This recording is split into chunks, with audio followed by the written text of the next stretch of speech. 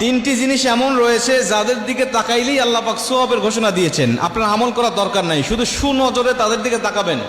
সুনজরে তাদের দিকে তাকাইলেই আপনার আমল নামায় অগণিত সওয়াব আল্লাহ পাক লিখে দিবেন। তার মধ্যে প্রথম নম্বর হলো পবিত্র কোরআন। কোরআনের দিকে আপনি তাকাবেন, পড়ার দরকার নাই, না পড়েই আপনি প্রথমে যে ফার্স্ট লুকটা দিয়েছেন, যে তাকিয়েছেন, এই তাকানোর কারণেই আল্লাহ পাক আপনার উপরে রহমতের বাড়িধারা বর্ষণ করে দিয়েছে। আল্লাহ পাক আপনাকে অগণিত সওয়াবের হকদার বানিয়ে দিয়েছে। এটা যখন পড়া শুরু করবেন তখন নতুন করে আরো বেশি সওয়াব আপনার আমল নামে যোগ হয়ে যাবে। তিনটা জিনিসের মধ্যে প্রথম নম্বর হলো কোরআন, কিতাবুল্লাহ, আল্লাহর কিতাব। দ্বিতীয় নম্বর হলো মা বাবা। মা বাবার দিকে তাকাবেন সুনজরে, নেক নিয়তে মা বাবার দিকে তাকাবেন, রাগান্বিত অবস্থায় নয়, সুনজরে তার দিকে তাকাবেন, মা বাবার দিকে।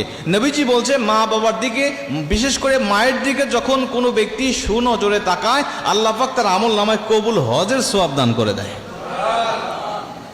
এত বড় অফার অন্য কোনো মানুষের শানে দেওয়া হয় নাই, শুধুমাত্র কেবলমাত্র মায়ের শানে আল্লাহ রাসূল এমন হাদিস বর্ণনা করেছেন। নবীজি মায়ের হক বর্ণনা করতে গিয়ে কত বেশি বলেছেন। আমরা যদি মায়ের হক নিয়ে আলোচনা করি তাহলে আমাদের একটা সাবজেক্ট চলে আসবে, আমি সেদিকে যাচ্ছি না।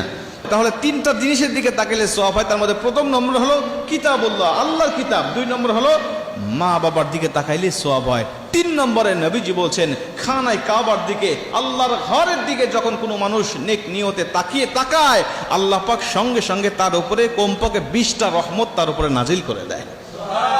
20টা রহমত তার উপরে নাজিল হয়ে যায়। আল্লাহ পাক অগণিত সওয়াবের অধিকারী, হকদার তাকে বানায় দেয়।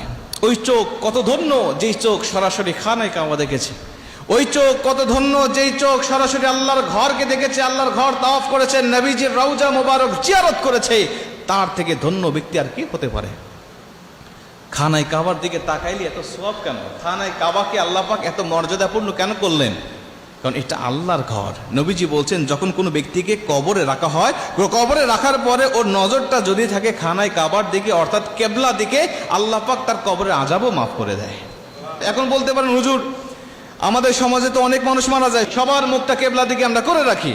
বেনামাজি মারা গেলেও খানায় কাবার দিকে মুখ থাকে, সুদখোর মারা গেলেও খানায় কাবার দিকে মুখ থাকে। যারা ইসলামকে অস্বীকার করেছে, ইসলামের মধ্যে ছিল, বাবা মুসলিম দাদা মুসলিম ছিল, কিন্তু ইসলামের ছিটে ফোঁটা তার মধ্যে ছিল না, এবং কাফের হওয়ার যে শর্তগুলো আছিল সেই শর্তগুলো তার মধ্যে ছিল, কুফরি করেছে, শিরকি করেছে, এই ব্যক্তি মারা যাওয়ার পরেও তো তার মুখটা খানায় কাবার দিকে থাকে।